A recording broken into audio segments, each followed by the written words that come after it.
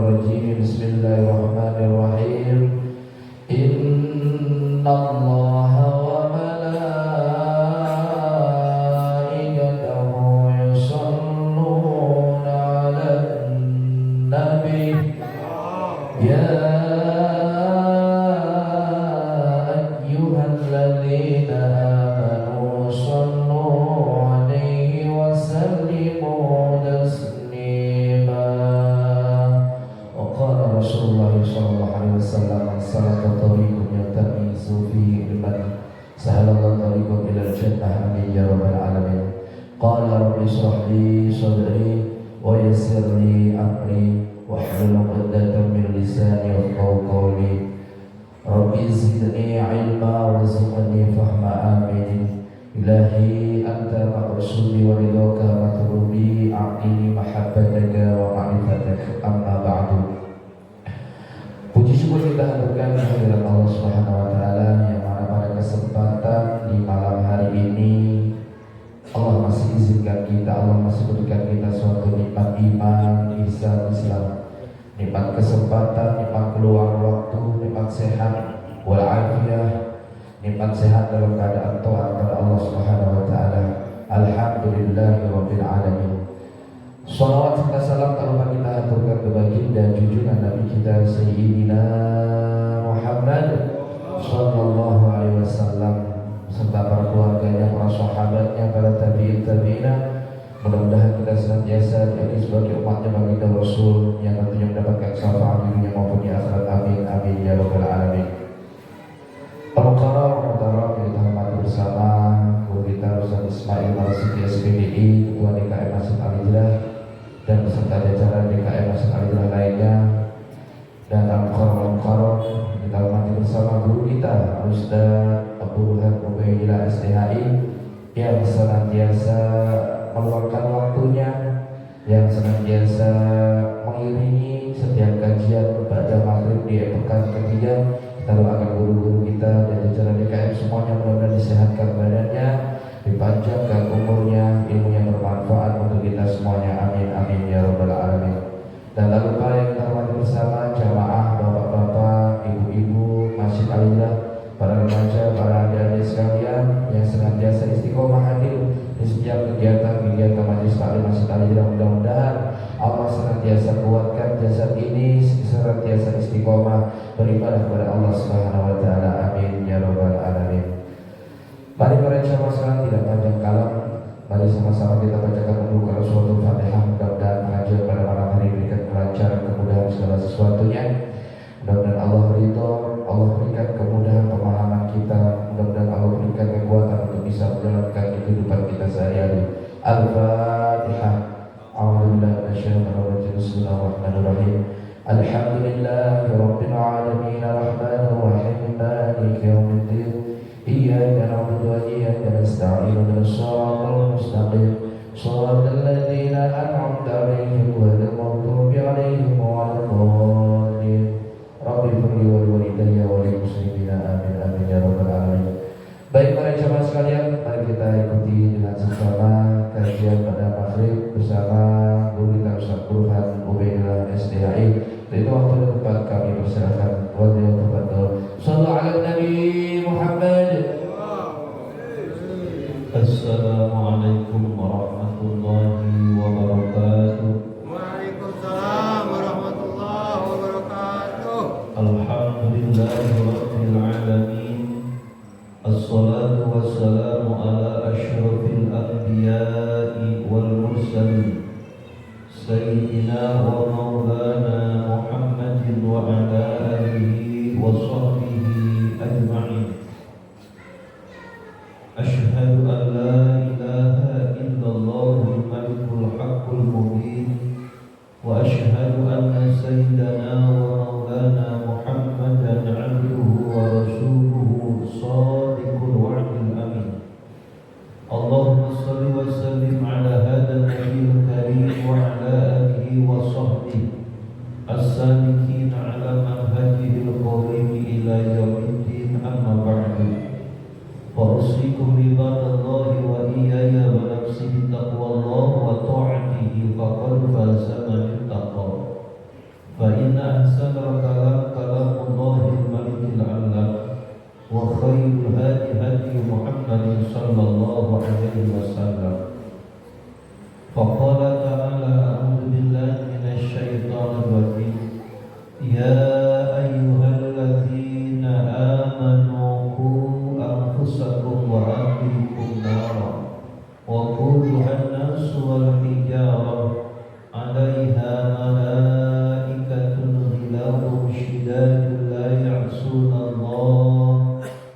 يعصون الله ما أمرهم ويفعلون ما يؤمرون.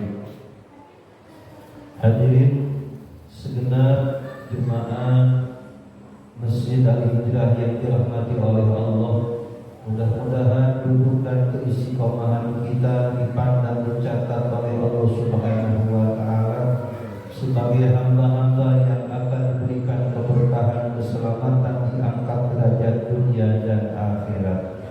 Mudah-mudahan Allah Subhanahu wa Ta'ala memberikan tambahan kekuatan, potensi, daya dan taufik sehingga kesempatan waktu yang berganti kita semakin mendekatkan diri berbekal untuk menuju hari nanti. Amin ya rabbal alamin. Mari tawajuhkan hati, luruskan niat semata-mata menghadapi Allah Subhanahu wa Ta'ala. Mudah-mudahan kita mendapatkan faidah. Bismillahirrahmanirrahim. Nawaitu ta'alluma wa ta'lima wa tadhakkura wa tadhkira wa naf'a wal intifa'a wal ifadata wal istifadata wal hassa ala tamassuki bi kitabillahi ta'ala wa sunnati rasulillahi sallallahu alaihi wasallam wa du'a ilal huda wa dalalata alal khairi wa ridha'a wajhillahi wa mardatihi wa qurbihi wa thawabihi subhanahu ta'ala walhamdulillahi rabbil alamin. Bismillahirrahmanirrahim. Nawaitul i'tikafa fi hadzal masjid lillahi ta'ala. Hadirin rahimakumullah yang dirahmati oleh Allah Subhanahu wa Ta'ala. Sebagai pembuka, para ulama mengilustrasikan, menggambarkan pentingnya berkah apa yang kita miliki, apa yang kita nikmati. Harta, kebendaan, kemewahan, anugerah Allah Subhanahu wa Ta'ala yang dimana di dalamnya ada hak kita dan ada hak yang lain. Harta, benda dan kemewahan diupamakan oleh para ulama seperti halnya air sumur. Bagaimana air sumur? Yang pertama, air sumur itu bila mana airnya tidak diambil, airnya enggak ditimba-timba, maka konsekuensinya ada dua. Dahulu jarang-jarang yang namanya orang punya sumur kayak sekarang. Sekarang mah gampang nyebutnya juga sumur jet pump. Dulu mah digali. Itu pun di kampung hanya beberapa orang yang punya, kebanyakan pada kekali. Betul Pak? Zaman dulu kalaupun ada sumur bor itu pun ada di tengah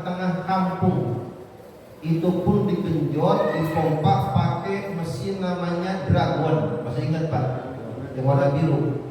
Iya. Sore-sore pagi-pagi udah pada ngantri, baik saking penting dan butuhnya. Harta, kemewahan, kebendaan seperti halnya air sumur. Satu, kalau air sumur enggak ditimba-timba, air sumur enggak dipakai-pakai, maka air sumur itu pertanyaannya airnya wangi atau bau? Wangi bau Pak? Bau. Kalau air sumur airnya diambil enggak, ditimba enggak, maka airnya jadi bau. Yang kedua, air sumur airnya yang enggak ditimba-timba, airnya yang enggak diambil-ambil, pertanyaannya airnya tambah jernih apa tambah butak? Butak, keruh. Bila mana air sumur ditimba enggak, diambil enggak, maka otomatis airnya bakal bau, airnya bakal keruh. Kalau air sumur udah bau, air sumur udah butek, maka sudah tidak layak dikonsumsi. Kalau kita minum pun air yang bau, air yang butek, maka bakal jadi sumber penyakit. Seperti itu harta, kemegahan dan kemewahan.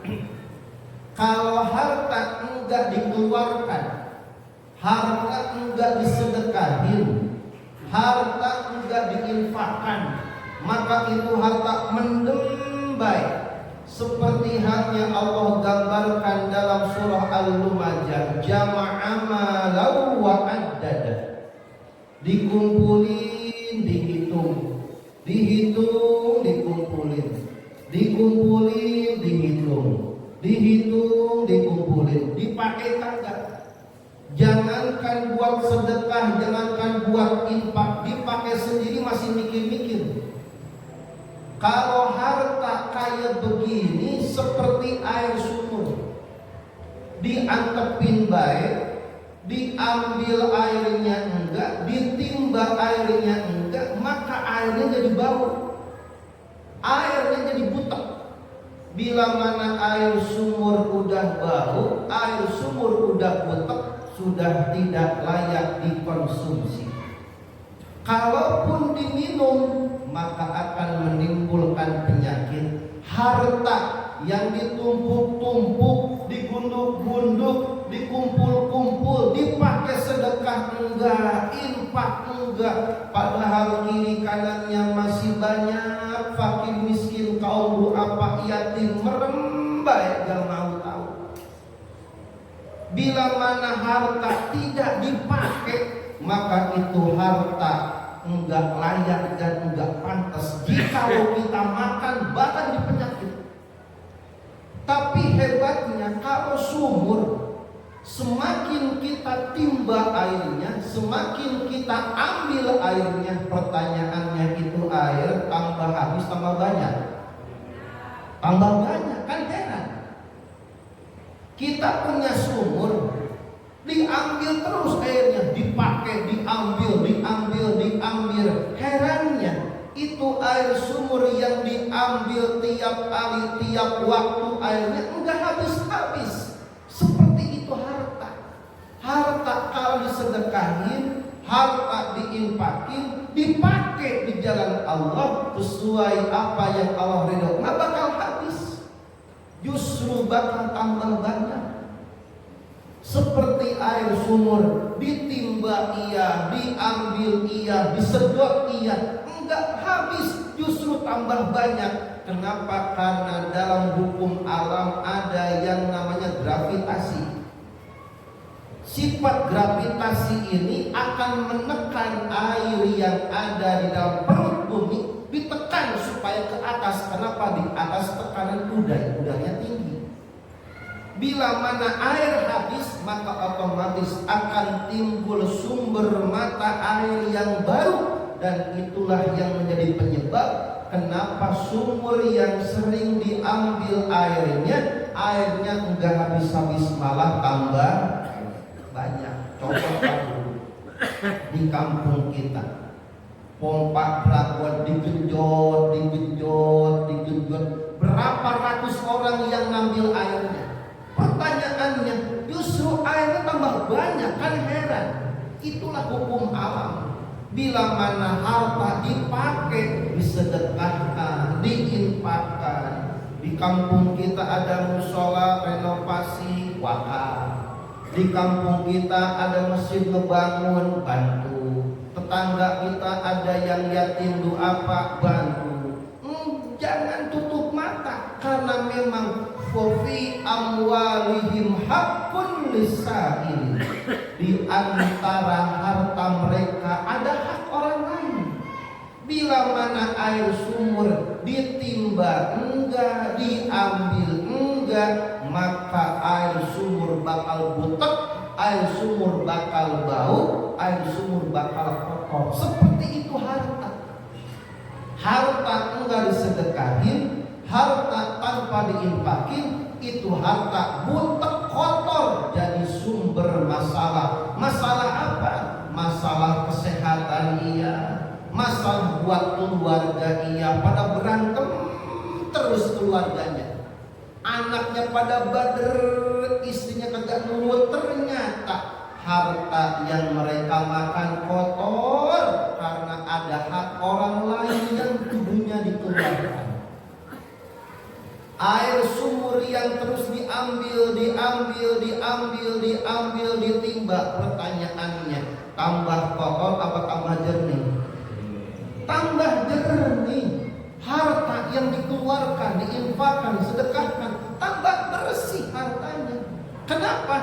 Karena di sana ada hak orang lain, hak tetangga, hak duafa, hak anak yatim, ada hak pihak-pihak yang lain dikeluarkan.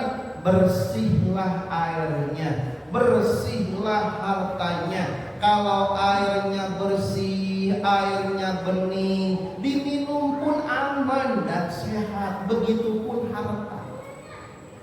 Maka jangan kaget bila mana orang menggunakan hartanya untuk agama Allah, diinfakkan, sedekahkan, santunan yatim, apa, membantu orang lain, nggak bakal habis itu harta.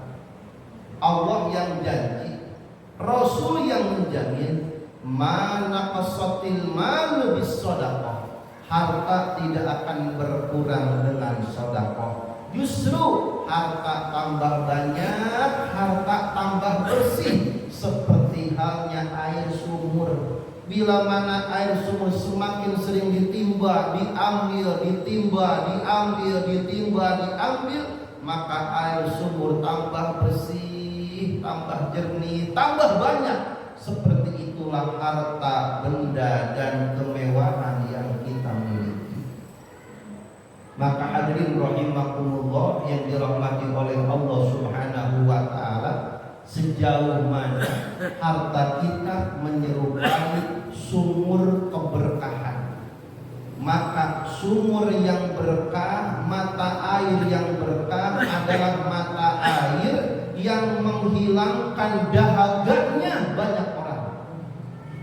Salah satu amal jariah terbaik riwayat Imam Nasai adalah menggali mata air. Karena yang namanya air kebutuhan setiap manusia. Bila mana dengan air yang kita jariahkan, dahaga orang tertutupi, kebutuhan orang tercukupi, betapa banyak pahalanya yang mengalir. Maka bila mana harta digunakan untuk jalan Allah, diinfakkan, sedekahkan, mengalir, tambah banyak dan tambah berkah. Seperti itulah gambaran harta, kemewahan, kekayaan yang kita miliki. Maka menurut para ahli tukang borget pam, saya nanya-nanya nih Pak, supaya nyocokin, Bang, supaya airnya jernih itu kalau ngebor kudu cetek pada dalam, wah kudu dalam Ustaz. Semakin dalam ngebornya semakin apa Pak? semakin jernih, semakin banyak. Pertanyaannya, kalau sholat Jumat ngodok saku, cetek apa dalam ini? Semakin kita ngeroboh saku semakin dalam, wow, Pak semakin bulas. Awis mah iya Pak Ustaz, dan iya orang sedekah, kan namanya juga. Semakin dalam ngerobohnya, wow, Pak semakin bersih kantongnya gitu. Iya Pak Ustadz, pasti duit bakal habis. Betul habis, siapa bilang ada. Tapi Allah pasti akan ganti. Dan gantinya Allah belum tentu berupa uang lagi. Tapi kadang-kadang balasan Allah Subhanahu wa ta'ala dahsyat. Yang dikeluarkan cuman lembaran 2.000 di hari Jumat, itu pun buat jatah merokok. Langsung roboh dalam-dalam, wah keluarin bos. Ternyata apa yang terjadi? Allah gak nanggung-nanggung. Allah itu memiliki sifat tidak terkalahkan oleh hambanya. 1 balas 10. Ini menunjukkan Allah tidak terkalahkan oleh hambanya. Walaupun harta kita berkurang, tapi lihat bagaimana balasan Allah. Anak-anak pada sehat, istri pada sehat, anak-anak pada nurut, istri pada sabar, anak kita yang sekolah pada pintar, istri kita pada nurut, hidup kita cukup, anteng, damai, baik. Padahal mah hidup pas-pasan, tetapi Allah menganugerahkan ghinal qalbi, kekayaan dalam hati. Anaknya pada nurut, anaknya pada anteng, pada soleh, enggak meribetin orang tua, enggak nyusahin orang tua. Itulah yang Allah berikan berkah dari sedekah. Harta yang dikeluarkan, Allah akan memberikan keberkahan hidup. Dan bukankah penyesalan yang paling disesali oleh ahli kubur adalah tentang masalah harta? Ya Rabbi laula akhartani ila ajalin qarib. Ya Allah, ini ceritanya orang ahli kubur. Bisa enggak ya Allah bentar hidupin lagi? Apa yang dikatakan ahli kubur? Fa asaddaqa, bukan fa usolli. Orang yang di ahli kubur menjerit minta pada Allah, ya Allah bisa enggak sebentar aja hidupin? Mau ngapain? Fa asaddaqa, saya akan habiskan harta yang ada. Ternyata suasana di alam kubur yang mendominasi lapangnya kubur, terangnya kubur adalah sebab infak sedekah harta ketika hidup di alam dunia. Itu yang menyebabkan luas sempitnya, terang gelapnya di alam kubur. Maka orang-orang alam kubur menjerit minta dihidupkan kembali, bukan mau sholat. Fa'asaddaqa, aku akan sedekahkan semua harta. Ternyata infak sedekah itu sangat dirasakan akibatnya oleh ahli kubur gara-gara harta. Maka harta yang bersih bukan hanya memberikan keberkahan di dunia, terlebih-lebih lagi di akhirat. Hadirin rahimakumullah yang dirahmati oleh Allah Subhanahu wa ta'ala, sedemikian indahnya balaghatul wadihah, bagaimana perumpamaan ulama menggambarkan, mengilustrasikan harta yang berkah seperti beningnya, seperti bersihnya mata air yang semakin digunakan, semakin diambil, maka mata air semakin banyak dan semakin bersih, murni dan jernih. Seperti itulah harta, kebendaan dan kemewahan yang kita miliki. Hadirin rahimakumullah yang dirahmati oleh Allah Subhanahu wa ta'ala, itu cuma pembukaan doang. Ya, pembukaan. Bagaimana pentingnya keberkahan dalam hidup. Hadirin rahimakumullah yang dirahmati oleh Allah Subhanahu wa ta'ala, Manusia di alam dunia diciptakan oleh Allah berpasang-pasangan. Allah sudah sebutkan dan Allah pastikan dalam surah Yasin. Subhanalladzi khalaqal azwaja kullaha. Semua manusia diciptakan berpasang-pasangan. Lelaki perempuan itu sudah pasti. Ada ahli maksiat, ada ahli ibadah. Ada ahli syahadah, ada ahli musyrik.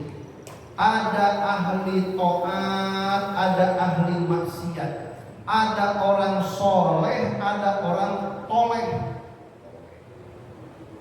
Gambaran Rasul menggambarkan situasi kondisi di mana ahli ibadah dan ahli maksiat bergandengan. Maka ada disebut fikih fatwa, ada fikih ibadah, ada fikih dakwah. Semuanya amat penting dalam berkehidupan beragama. Sholat penting, ketentuan halal haram penting. Yang tak kalah penting adalah kecemburuan agama dalam dakwah. Digambarkan oleh Rasul, masalul qaimi bihududillahi wal waqi'i fiha. Perumpamaan orang yang taat dan orang yang maksiat. Di dunia ini ada tetangga kita yang demen ibadah, ada juga yang kagak demen ibadah. Ada yang seneng ibadah, ada juga yang enggak seneng melihat orang ibadah. Ada begitu, Pak? Kudu ada, kalau enggak ada gak normal. Rasul baik, Rasul Pak, enggak normal. Kekasih Allah yang menghalang-halangi siapa? Abu Jahal, Abu Lahab, tetangga dekatnya sendiri. Di mana-mana pun ibadah begitu. Bila mana ada kebaikan, pasti ada keburukan. Bila mana ada orang soleh, pasti ada orang toleh. Perumpamaannya bagaimana kita menyikapi orang-orang yang demikian. Rasul mengumpamakan, mathalul qaimi bihududillah. Orang-orang yang berdiri menjalankan syariat agama Allah, cinta ibadah, cinta ketaatan, cinta syiar Allah. Wal waqi'i fiha, dan orang yang bermaksiat, tidak mendukung, membenci agama. Kama falilladina stahamu, seperti halnya orang-orang yang mengundi diri mereka ala rukabis safina, untuk naik ke sebuah perahu. Fa asaba ba'duhum a'laha wa ba'duhum asfalaha. Di antara mereka naik ke perahu itu ada yang tempatnya di lantai atas, namanya kelas VIP. Ada yang orang-orang dapatnya lantai bawah, dek kapal paling dasar. Nah, hidup orang ahli ibadah dan ahli maksiat seperti halnya orang naik ke perahu, satu perahu. Di dalam perahu itu ada ahli ibadah, ada ahli maksiat. Bagaimana konsekuensinya? Kalau ahli ibadah kagak mau tahu alias masa bodoh. Di lantai atas makan tinggal makan, minum tinggal minum, fasilitas lengkap, enggak mikirin kiri dan kanan, enggak mikirin orang yang di bawah. Sholat lempeng baik, ke masjid baik, selawatan baik, zikir baik. Tetangganya sholat apa kagak, masa bodoh. Tetangganya main zina, masa bodoh. Tetangganya ada yang kumpul kebo, masa bodoh. Yang penting dia sibuk ngurusin tiket surga sendiri. Bila mana hidup individualis kayak begini, bahaya. Jangankan dalam ruang lingkup masyarakat ketatanegaraan, satu rumah saja seorang ayah tidak ada dakwah dalam keluarganya. Masa bodoh anaknya paham toharoh apa enggak mau peduli anaknya sholat apa enggak. Enggak peduli anaknya ke masjid apa nongkrong di jalanan, masa bodoh. Malahan lebih ironinya lagi, ibunya, bapaknya masa bodoh ketika subuh, malah anaknya bukan dibangunin sholat, malah diselimutin. Kata emaknya, kasihan dingin masih kecil. Oh ilaha illallah. Kalau orang tua masa bodoh, bapaknya sibuk ibadah, masjid bolak-balik, umroh bolak-balik, haji bolak-balik. Wah, sibuk sendiri mikirin tiket surga bapaknya dewek. Emaknya malam ngaji, siang ngaji, anaknya masa bodoh. Kata emak bapaknya, Neng, enggak apa-apa pulang malam, enggak apa-apa, yang penting mah jangan lewat jam 12 malam pulangnya. Wah ilaha illallah, orang tua begitu. Lama-kelamaan dus Neng masuk angin juga. Wah ilah, kalau udah masuk angin berat deh urusannya. Diabur baik kayak ayam. Wah nggak apa-apa Neng, main aja nggak apa-apa. Yang penting ntar udah tua tobat. Kalau tobat udah tua nggak apa-apa tong. Ntar ke masjid kalau udah tua. Ibadah mah kalau udah tua. Kalau tua nyampe. Kalau benar itu bocah. Kalau orang tua seorang ibu tidak ada kecemburuan agama, anaknya bisa baca Quran apa enggak, bisa sholat apa enggak, ngaji apa enggak, ke masjid apa enggak, giliran rapot matematika 90 jempolnya 4, matematika bahasa asing jempol. Kalau pendidikan agama nilainya 6, diem baik, kagak itu bentak-bentak tuh bocah. Oh ilaha illallah. Bila mana manusia hidupnya sibuk sendiri ngurusin tiketnya surga dan tidak melihat kiri dan kanan, itu seperti halnya ahli ibadah, ahli maksiat berada dalam satu perahu. Kalau ahli ibadah di atas enak, makan tinggal makan, minum tinggal minum, tidur tinggal tidur, lempeng baik, enggak melihat kiri kanan tetangganya, sibuk sendiri.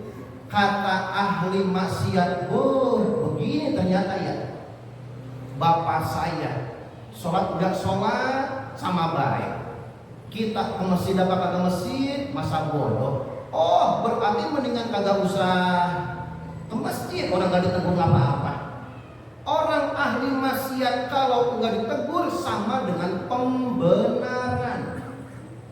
Tetangga kita ada yang maksiat, di kampung kita ada yang narkoba, di kampung kita ada yang zina, kita diem baik, sama dengan pembenaran begitu kan? Sama dengan kita setuju. Bagaimana amar ma'ruf nahi munkar enggak boleh dibiarin. Bila mana ahli maksiat dan ahli ibadah kumpul dalam satu perahu, hidupnya masing-masing, bahaya Pak. Bagaimana bahayanya? Kata orang ahli maksiat yang ada di lantai bawah perahu, enak ya ahli ibadah mah, makan tinggal makan, minum tinggal minum, tidur tinggal tidur.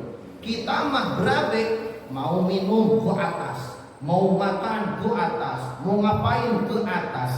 Kata ahli maksiat yang ada di lantai bawah, kata mereka, bagaimana kalau kita lubangin perahunya baik, daripada naik ke atas, air di bawah, ngapain naik ke atas, air di bawah ini dilubangin perahunya. Pertanyaannya, kalau itu perahu dilubangin oleh ahli maksiat, yang tenggelam siapa Pak? Semuanya. Padahal mah yang zina mereka, yang kumpul kebo mereka, yang jual narkoba mereka. Tapi kalau kita masa bodoh tutup mata, bapaknya masa bodoh anaknya, emaknya masa bodoh anaknya. Kalau celaka anaknya tenggelam sekeluarga. Seperti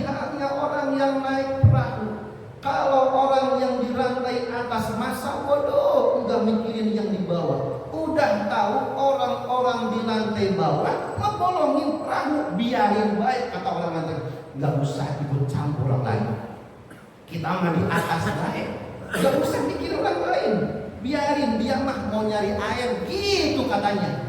Kita mah makan tinggal makan, minum tinggal minum, tidur tinggal tidur, nggak usah mikirin orang bawah. Kita mah yang penting mah sholat, tahajud, zikir, sholawat, ampi jidat hitam. Oh ilaha illallah. Ahli maksiat dibiarin baik. Itu ahli maksiat ngelubangin perahunya, ngambil air. Bila mana fa'ilam yubari, bila mana ahli ibadah yang di atas enggak peduli dan tidak dihentikan, halaku goroku jami'a, maka semuanya ahli ibadah, ahli maksiat tenggelam, celaka, binasa semuanya. Ilaka, oh gitu. Udah wa idza akhadu, tapi jikalau ahli ibadah turun tangan, pas turun ke bawah, waduh, ternyata di bawah orang-orang ahli maksiat lagi ngelubangin perahu. Stop, kata ahli ibadah, nggak boleh bang, nggak boleh begitu. Kita kudu ingat sama purwadaksi hidup, kita bakal mati, ada akhirat. Dihentikan permaksiatannya, dihentikan perzinaannya, dihentikan perjualan narkobanya, enggak jadi ngelubangin daripada perahunya. Apa konsekuensinya? Najau wa najau jami'a, maka akan selamat semuanya.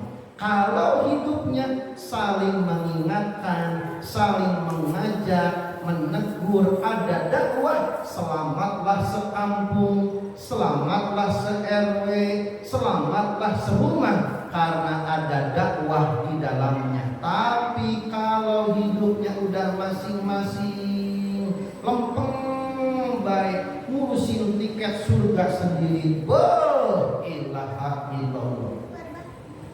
Di dalam kitab Irsyadul Ibad ada sebuah kisah, namanya ada kampung malaikat.